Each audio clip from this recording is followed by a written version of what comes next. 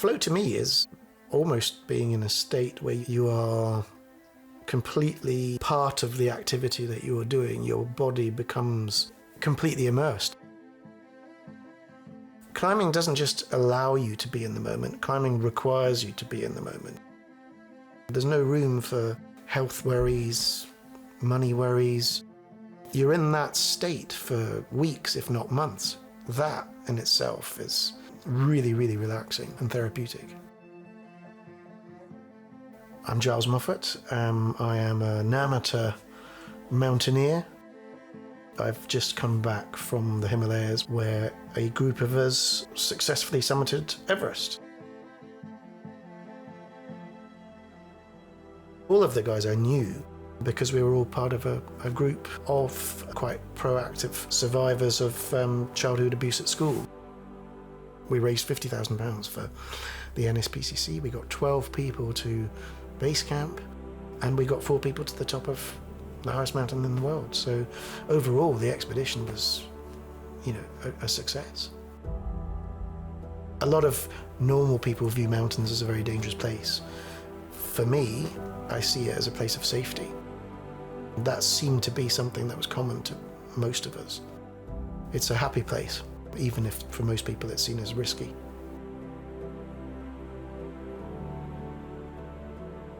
Literally, for 2 weeks when you're out there, all you do is you put one foot in front of the other, and eventually, after 6-7 hours, you look up and you've arrived.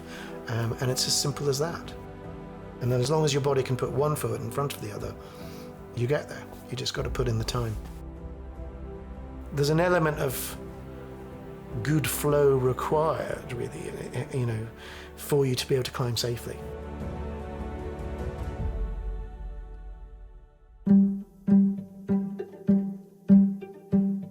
The journey starts in Kathmandu, really, which is a vibrant and somewhat crazy place, very colourful.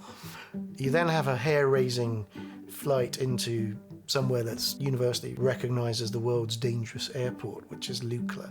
It's about twice the length of an aircraft carrier, and it's got a cliff at both ends. The flight itself is quite hairy. There are often people crying or praying as we come into land. But once you land there, you're up quite high, and that's where the trek properly starts. The trek itself is 150 kilometres there and back. It takes 2 weeks. You've got to go slowly because of the altitude sickness. You can go up 500 metres maximum per day, otherwise you get sick. You stay in tea houses, generally speaking, on the way up there, which are basic lodges. The food is terrible, but the scenery is stunning and the people are wonderful. The first couple of days are down in a gorge. At this stage it's quite calm and cool. And then there's a horrendous ascent into the only town really in the area, which is called Namche Bazaar. Namche is, an iconic place. Everyone's passed through Namche who's climbed Everest. It's part of mountaineering history.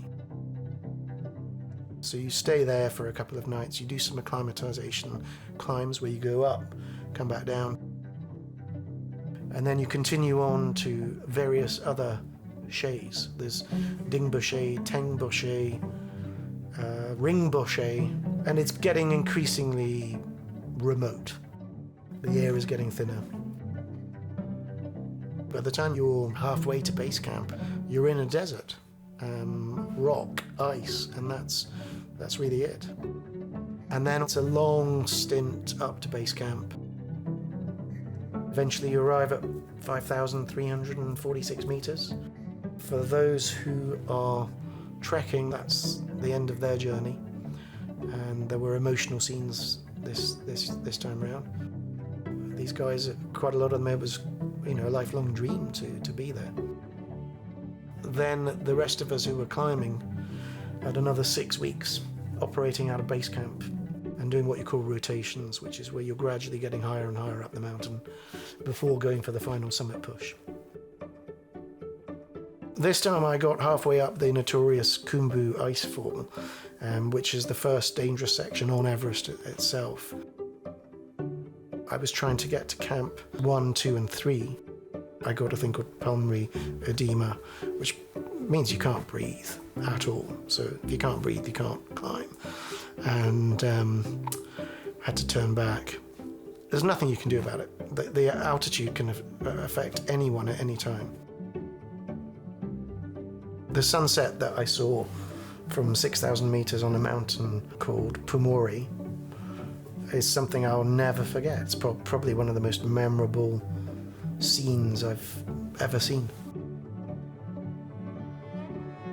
You've got to find an activity that is a catalyst for flow in a setting where you've got beauty, you've got majesty, you've got calm, you've got nature. You don't really have the option to think about much. So it's a really good way of kind of enforcing a form of meditation. I'm kind of aware of the therapeutic reasons for trying to be in the flow. It's good for your well-being, it's good for your health, it's good for your mental health.